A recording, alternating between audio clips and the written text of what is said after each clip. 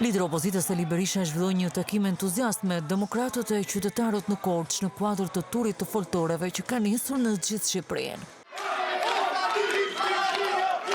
Në Korçë, Berisha paralajmëroi se opozita është në një mision për fatin e shqiptarëve, ndërsa i kërkoi Edi Ramës të jap dorëheqjen para se ta largojnë qytetarët. I deklaroi Edi Ramës se dënimi yt është pa kthim dhe është kapital. Jep dorëheqjen se nuk ka forcë në botë që të mban më në pushtet.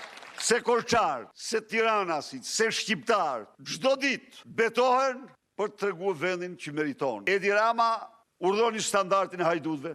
Ju kemi vjedh, jam kryeministër, ju kam vjedh, do t'ju vjedh. Absolutisht do të përmbysim. Si që kemi përmbys shtatorin e Verhoç, do përmbyset Edi Rama. Berisha paralajmëroi protestat fuqishme dhe të qëndrueshme paqësore deri në fitoren e opozitës. Në javë që vin, Edi Rama mendoi për qiellin në honët e historisë, në banesën e turpit. Kjo kërkon nga çdo qytetar, kërkon nga çdo demokrat dhe demokrat, protest paqësore të qëndrueshme. Nuk duhet humbasim në ordin ton. Të gjitha betejat i kemi fituar me qëndres paqësore.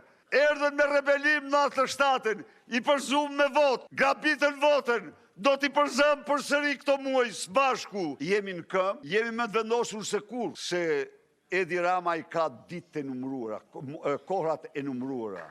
Sa u ndal tek skandali zëvendës kryeministres Belinda Balluku, Berisha akuzoi kreun e qeverisë Edi Rama se po bllokon heqjen e imunitetit të saj, për shkak se është hajduti i parë për aferat për cilat hetohet Balluku. Ai e cilësoi bllokimin e drejtësisë si një provokacion, ndërsa thanë se dyshja Rama Balluku janë të vdekur politikisht. Dhe tani, me qenë se janë gjithçka të ngërthyr me Ramën, me qenë se Rama në të gjitha këto është hajduti i parë, aju na thot ne, miq, ja heq imunitetin, që jo ligji gjykatës s'ka që bën, që jo ligji s'është për ne. Ky është provokacioni më i ulët që është bërë në 35 vite ndaj forcave demokrate. Keni parë një i vdekur me të gjallë, të dy ata janë të vdekur politikisht bashkë me rilindjen e tyre, që është një strofull krimi.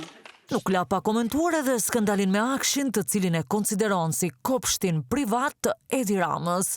Sa herë kam laku emrin e Ergys Agasit. Ishte kryeministër në hije. Pse? Sepse atë përdorte Edi Rama për shumicën e krimeve të tij.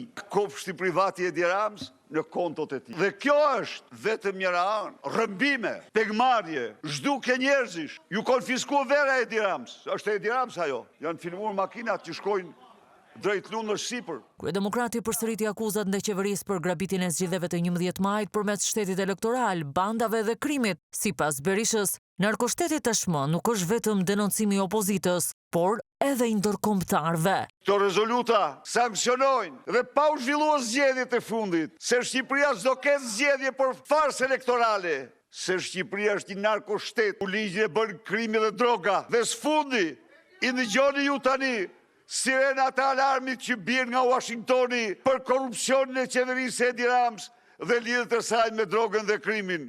Berisha u ndal edhe tek projekt ligji për gjinin, për cilin tha se shkatron familjen shqiptare, duke theksuar se betejë e opozitës është edhe për mbrojtjen e familjes dhe vlerave të saj.